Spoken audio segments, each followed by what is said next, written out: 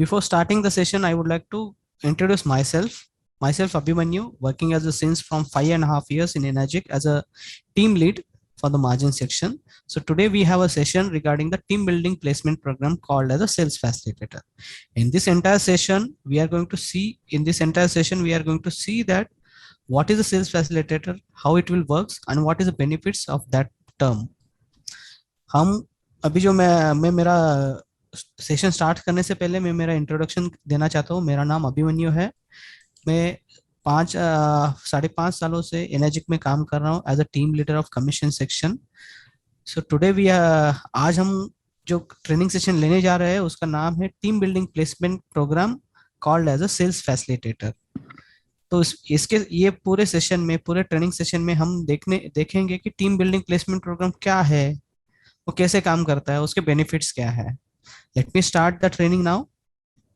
जब अभी मैं ट्रेनिंग स्टार्ट कर देता हूँ। जैसे कि देखो, team building placement programme, what is a sales facilitator. Sales facilitator है क्या? The term sales facilitator is the person currently refer to as the sponsor. जो सेल्स फैसिलिटेटर टर्म है, अभी क्या है, जो करंटली जो बंदा जो सेल रेफर कर रहा है, वो जो स्पॉन्सर है उसको ही हम सेल्स फैसिलिटेटर कहते हैं। Everything other than SP production remains the same. No change in how the 8 points get distributed. इसका मतलब है कि everything apart from SP protection जो भी है सब कुछ सेम है। इसमें 8 पॉइंट जो डिस्ट्रीब्यूटेशन है इसमें कोई बदलाव नहीं है, चेंजेस कोई नहीं है।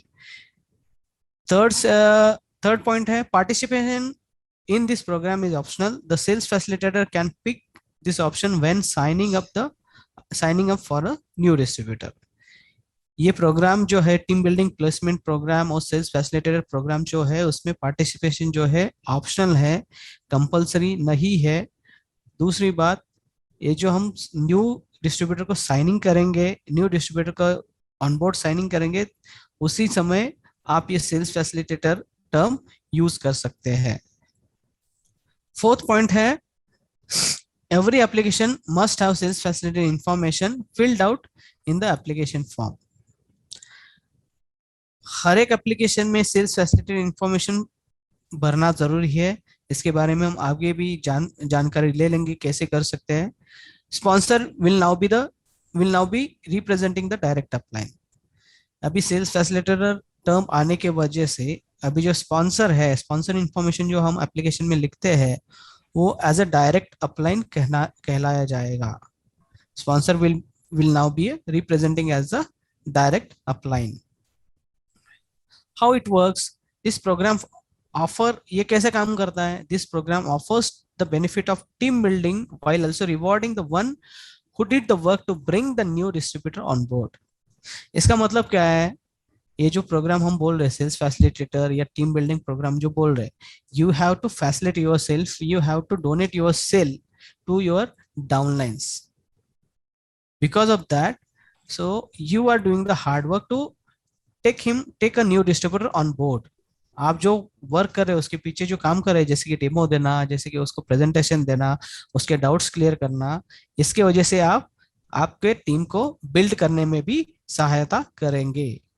The sales facilitator benefits from the SP protection from the sale, not the direct upline they placed under it. It will help in rewarding the facilitating distributor for their hard work of closing the deal. इसका मतलब क्या है? The sales facilitator का benefit जो है, SP protection का जो benefit है, वो सिर्फ और सिर्फ सेल की वजह से, ये सेल की वजह से सिर्फ और सिर्फ जो सेल्स फैसिलिटेटर पर्सन है उसको ही जाएगा, डायरेक्ट अपलाइन को नहीं मिलेगा। डायरेक्ट अपलाइन हम क्या बोल रहे हैं, अभी जो स्पॉन्सर है वो आपका डायरेक्ट अपलाइन है। It will help in rewarding the facilitating distributor for their hard work of the closing the deal. ये मदद करेगा जो बंदे ने जो आदमी है, जो बंदा है, जो डिस्ट्रीब्यूटर है, ये सेल क्लोज करने में जिसने हार्ड वर्क किया है उसको रिवॉर्ड मिल में उसको हेल्प करेगा वो। नेक्स्ट हम देखेंगे कि इस सेल्स फैसिलिटेटर पर्सन सॉरी, इस self facilitator and direct sponsor is the same. One second. If the sales facilitator and direct sponsor are the same distributors, ये केस में क्या हो जाएगा? ये केस में कैसा है सर, दो एप्लीकेशन है। अगर एप्लीकेशन में आप देखेंगे तो इसमें दो टर्म्स है। एक जो है सेल्स फैसिलिटेटर टर्म जो है जो कॉलम है सेल्स फैसिलिटेटर और दूसरा कॉलम जो है डायरेक्ट स्पॉन्सर इंफॉर्मेशन। इसमें एक क्वेश्चन क्या आता है कि वो डायरेक्ट स्पॉन्सर और सेल्स फैसिलिटेटर अगर सेम डिस्ट्रीब्यूटर रहेंगे तो क्या हो जाएगा? The sales facilitator will fill out the sales facilitator name and ID number and phone number. Second thing, fill the same details or check the same as above box in the sponsor section. Third, important जो महत्वपूर्ण बात है, fill out the register this applicant as your rank in box completely। इसका मतलब क्या है sir? देखो, जब डिस्ट्रीब्यूटर, जब स्पॉन्सर एंड सेल्स फैसिलिटेटर जो बंदे हैं दोनों एक ही रहेंगे तो उसमें कैसे करना है? सेल्स फैसिलिटेटर कॉलम में आपको आपका नाम लिखना है, आपका आईडी नंबर लिखना है और आपका साइन भी करना है। और उसके साथ साथ उसके नीचे जो स्पॉन्सर इंफॉर्मेशन का बॉक्स है उसमें हमें लिखना है अपना नाम, अपना ID number as a sponsor name, as a sponsor ID number. और इसमें जरूर ध्यान में रखिएगा, उसमें जो कॉलम हम रैंक बोलते हैं जैसे कि 1A 2A, वो एप्लीकेशन फॉर्म में लिखना मत भूलिएगा। That is the important thing. you need to fill out the information, register this applicant as your 1A or 2A or 3A or 4A or 5A in box completely। Second thing, the sales facilitator is placing an applicant under their downline, जिसका मतलब हमने बता दिया आपको last slide में कि ये team building करने में भी आपकी सहायता करता है। जैसे कि देखो, आपका सेल है, आपके पास डायरेक्ट सेल है, लेकिन वो आप अपना डायरेक्ट सेल आपके डाउनलाइन में प्लेस करना चाहते हैं, आपके टीम के लिए डोनेट करना चाहते हैं, फैसिलिटेट करना चाहते हैं, जिसकी वजह से आपकी टीम भी बिल्ड हो पाएगी। उस केस में कैसे होगा? Fill out the both sales facilitator and sponsor information. इस केस में क्या है, दोनों भी है, एक सेल्स फैसिलिटेटर और स्पॉन्सर इन्फॉर्मेशन दोनों भी लिखना है। लेकिन जब आप सेल्स फैसिलिटेटर लिखेंगे, जो बंदा ये सेल फैसिलिटेट करना है उसका नाम आएगा एज अ सेल्स फैसिलिटेटर, उसका नाम आएगा, उसका आईडी नंबर आएगा, उसका साइन आएगा। और जिसके नीचे आप सेल प्लेस कर रहे हैं वो डाउनलाइन, जो डाउनलाइन के नीचे आप सेल प्लेस कर रहे हैं उसका नाम, उसका आईडी नंबर, उसका रैंक और उसका मेल आईडी, कॉन्टैक्ट नंबर, ये स्पॉन्सर इन्फॉर्मेशन में आएगा। जैसे कि मैंने पहले बताया आपको कि इंपॉर्टेंट जो बताया हमने, in the box register this applicant as your 1A और 2A और 3A 4A और 5A। Input the sponsor rank, input the sponsor rank, that is main important thing, sponsor rank or sponsor information। the sales facilitator who facilitate the sale to their downline to build the team। इसका मतलब कैसा है sir? जो sales facilitator बंदा है वो उसके downline को सेल प्लेस कर रहा है, क्योंकि इसके वजह से जो सेल्स फैसिलिटेटर है उसका उसके उसके नीचे टीम भी बिल्ड हो जाएगी और उसके साथ साथ वो जो डाउनलाइन है उसको भी हेल्प हो जाएगी एक सेल देने में। दूसरी बात, इसके वजह से जो भी सेल्स फैसिलिटेटर पर्सन ने हार्डवर्क किया है तो उसके वजह से उसका खुद का नाम as a sales facilitator term में वो डालेगा, as a sales facilitator person, as a sales facilitator ID number. So उसका जो एसपी प्रोटेक्शन है वो कंटिन्यू रहेगा। This programme offers the benefits of team building while also rewarding the one who did the work to bring the new distributor on board। ये programme जो है, ये programme का बेनिफिट जो है, ये प्रोग्राम का फायदा जो है, आपके टीम बिल्डिंग भी हो जाएगी, उसके साथ साथ जो आदमी नए डिस्ट्रीब्यूटर को ऑनबोर्ड लाने में काम कर रहा है उसको भी उसका बेनिफिट जाएगा। The sales facilitator benefits from the SP protection from the sale, not the direct upline they placed under it। it will help in rewarding the facilitating distributor for their hard work of closing the deal। Self facilitator के benefit क्या है? इसका benefit सिर्फ SP protection के लिए मिलेगा, जो कि सेल्फ फैसिलिटेटर जो पर्सन है उसको ही मिलेगा, ना कि डायरेक्ट अपलाइन को। हमने डायरेक्ट अपलाइन क्या माना है? अभी जो स्पॉन्सर है वही डायरेक्ट अपलाइन है। उसकी वजह से क्या हो जाएगा, जो बंदा आपको फैसिलिटेट सेल कर रहा है, जो बंदा आप सेल क्लोज करने के लिए हार्डवर्क किया है, उसको ही एसपी प्रोटेक्शन का बेनिफिट जाएगा। आगे हम देखेंगे कि और कुछ टीम बिल्डिंग में कुछ एग्जांपल्स है, प्रीवियस सिस्टम क्या था और team building sales facilitator programme आने के बाद क्या हुआ है। इसके पहले जो सिस्टम थी जहाँ पे सेल्स फैसिलिटेटर नहीं था, उस टाइम कैसा था, जो फर्स्ट बंदा है उसके नीचे स्पॉन्सर है, डाउनलाइन 2 लोग है और स्पॉन्सर के नीचे एक न्यू सेल प्लेस कर रहा है, तो उसमें क्या हो जाएगा, जो स्पॉन्सर है उसको ही एसपी प्रोटेक्शन जाएगा। So first whenever you are placing the sale under your sponsor, that SP protection will goes to only for the sponsor, not to the upline, sponsor upline, because there was no system for the team building placement programme.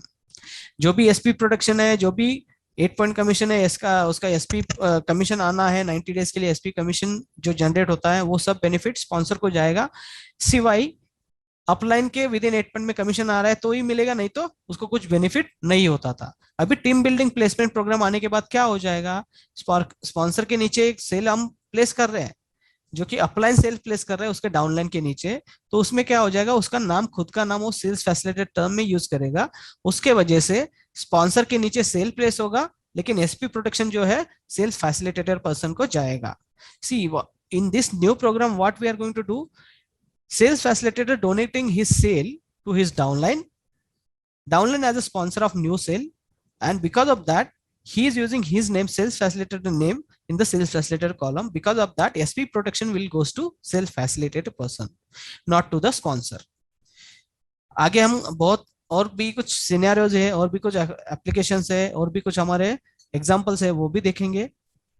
जैसे कि देखो self facilitator और sponsor purchases,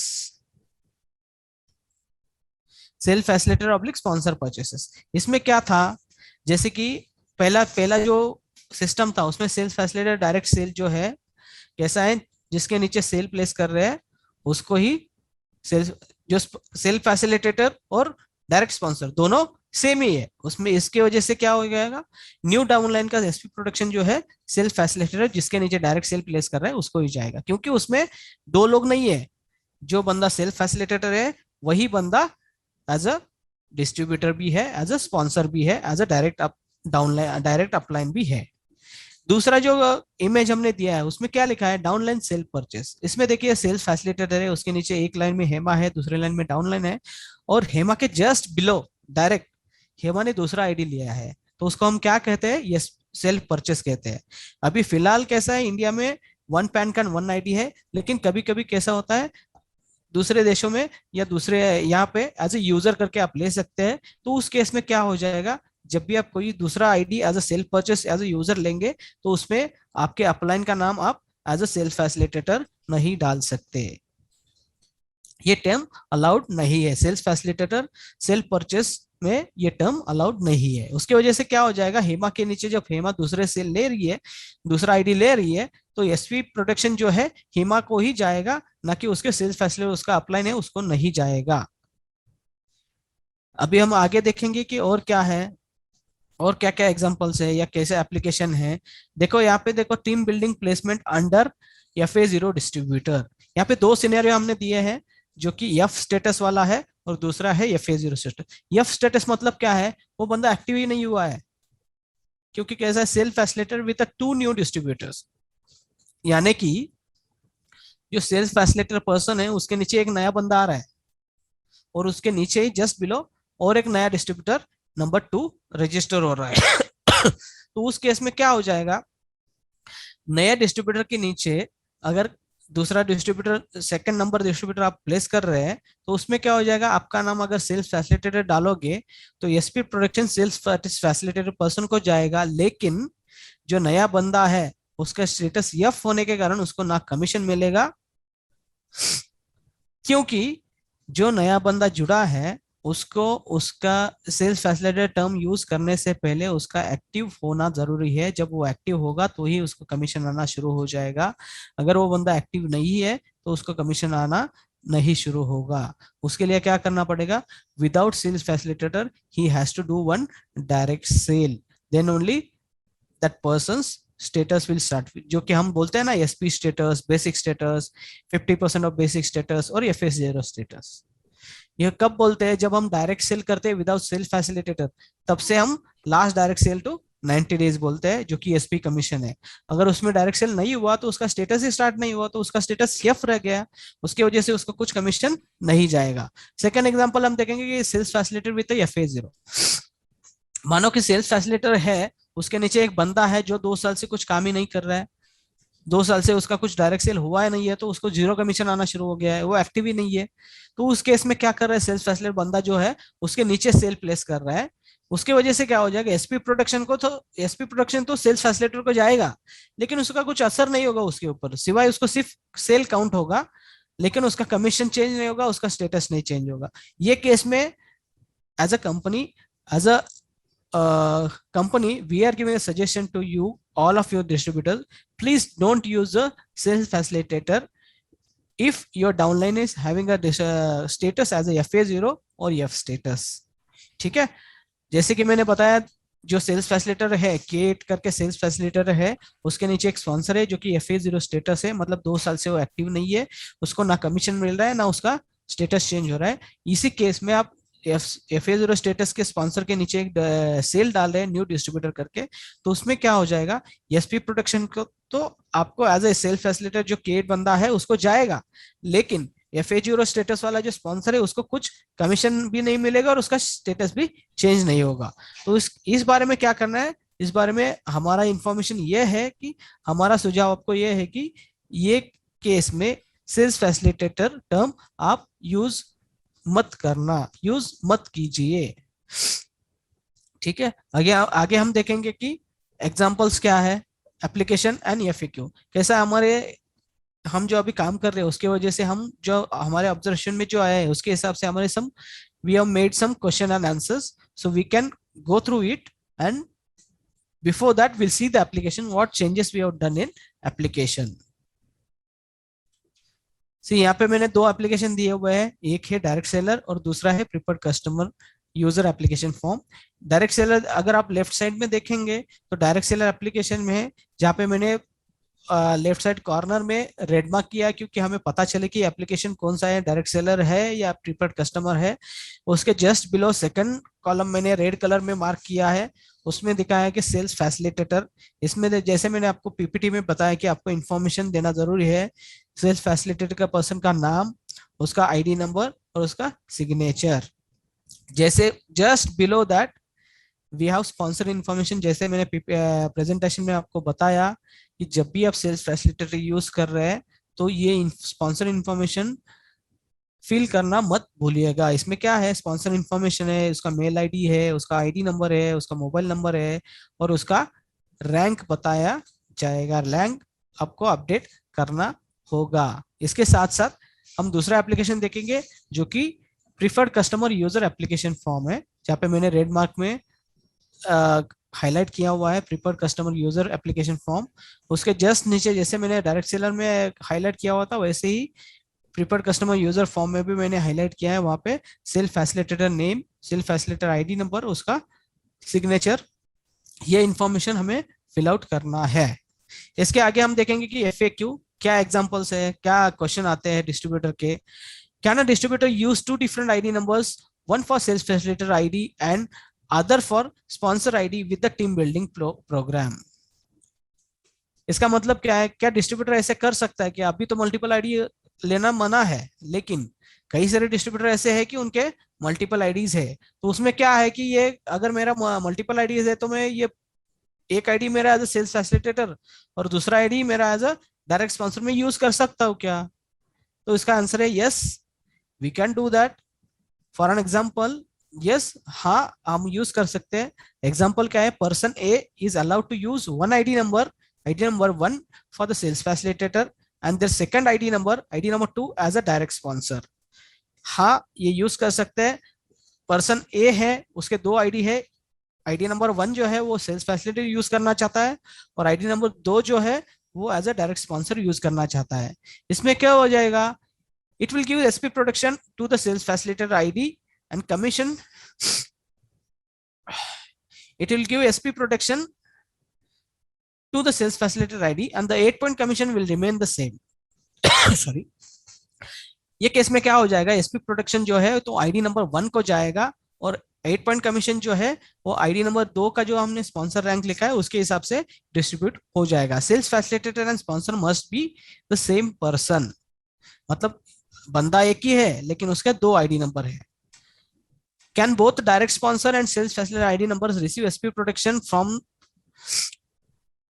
can both direct sponsor and sales facilitator ID numbers receive SP protection from a new sale using Energic team building program। इसका मतलब क्या है कि आप ऐसा पूछ रहे कि डायरेक्ट स्पॉन्सर और सेल्स फैसिलिटेटर दोनों को SP प्रोटेक्शन एक नया सेल जो है उसमें हम टीम बिल्डिंग सेल्स फैसिलिटेटर लगा देंगे तो उसके वजह से दोनों का भी एसपी प्रोटेक्शन होगा क्या? तो इसका आंसर है नहीं होगा। Only the sales facilitator is entitled to get the SP protection.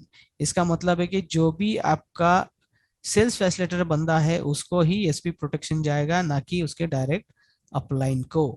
उसके साथ साथ है, can the sales facilitator place the sale in the different group and still receive SP protection? देखिए यहाँ पे क्वेश्चन क्या लिखा है कि sales facilitator place the sale in different group. जैसे कि हम दूसरे ग्रुप में हमारा sale as a sales facilitator place करना चाहते हैं और उसके वजह से हमें एसपी प्रोटेक्शन मिलेगा क्या? तो इसका आंसर है नहीं। To use the team building programme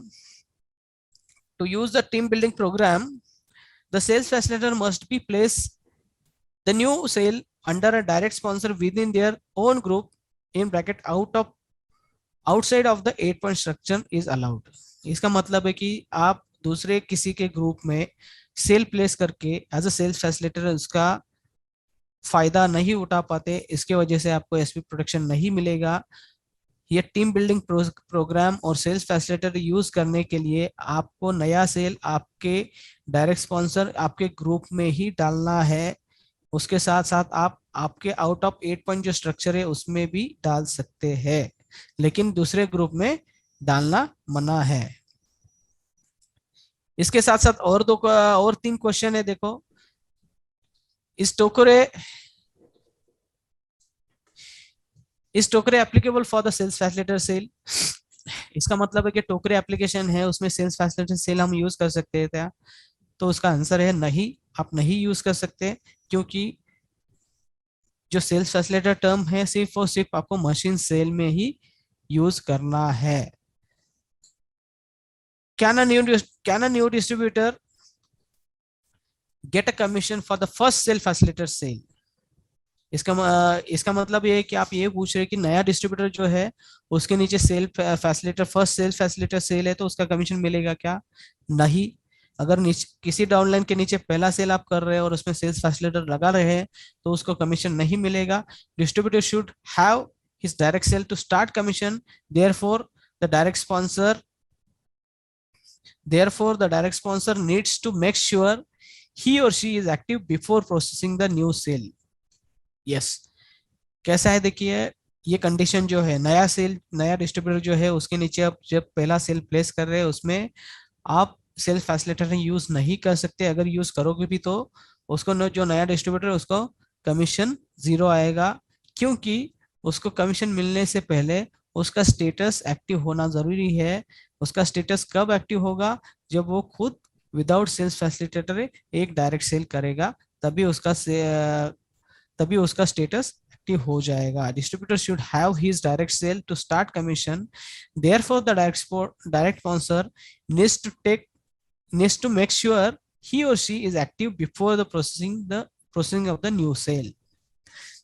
जैसे कि मैंने बताया, जो नया डिस्ट्रीब्यूटर है उसको पहला सेल करना जरूरी है, जो कि उसका कमीशन स्टेटस स्टार्ट हो जाए, कमीशन मिलना स्टार्ट हो जाए। विदाउट सेल्स फैसिलिटेटर एक सेल करना जरूरी है।